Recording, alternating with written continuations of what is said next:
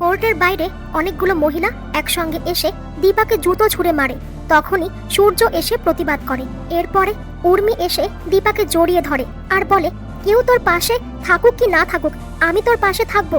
আমি তোর বোন হয়ে দিদি, আমি তোর শত্রু নই। রূপা এসে বলে, আমি উকিলের ফিস ভরে দিয়েছি। এরপরে সবাই যখন কোর্টে ঢুকবে সেই সময় সোনাও আসে রুডির মায়ের সঙ্গে। ঢোকার আগে রুডির মা রুডিকে ফোন করে বলে, আমি তোর ওয়াইফকে নিয়ে কোর্টে ঢুকছি। ভেতরে এসে সোনাকে বলে, হসপিটাল থেকে ফোন এসেছিল, রুডির অবস্থা আরো খারাপ হয়ে গেছে। তখন সোনা অস্থির হয়ে গেলে কুন্তলা বলে, আমি যদি মা হয়ে পারি তবে তুমিও পারবে। দীপার উকিল কোর্টে এটাই প্রমাণ করার চেষ্টা করে যে পুরোটাই একটা অ্যাক্সিডেন্ট। সেই সময় কুন্তলা দাঁড়িয়ে বলে, আমার ছেলের হয়ে কেস আমি লড়ব।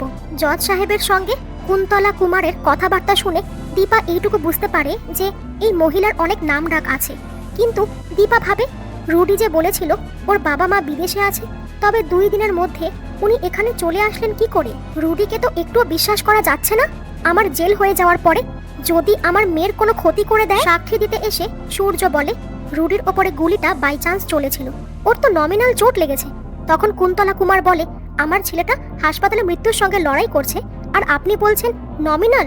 রূপা তারপরে সাক্ষী দেয়, সেদিন রিসর্টে আমার বোনের সঙ্গে রুডি এমন কিছু করেছিল যার জন্য আমার বোন রাতের পোশাক পরে খালি পায়ে দৌড়চ্ছিল। তারপরে অনুষ্ঠানের দিনেও সে আমার বোনের গায়ে হাত তুলেছে।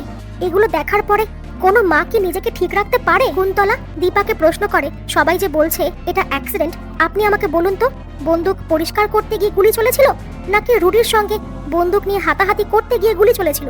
দীপা বলে, কোনোটাই না। তারপরে সোনা মনে মনে ভাবছে, সবাই তো আমার দিকে তাকিয়ে আছে, কিন্তু আমার চোখের সামনে যে রুডির মুখটা ভাসছে। তারপরে সোনা সাক্ষী দিতে এসে সরাসরি দীপার ওপরে আঙ্গুল তুলে বলে, এই মহিলা আমার স্বামীকে খুন করেছে। দীপা সোনাকে বলে, আমি সেই দিন যেটা করেছি সেটা তোকে বাঁচানোর জন্য করেছি, আর যদি কখনো প্রয়োজন পড়ে তবে আমি সেটা আবারও করব।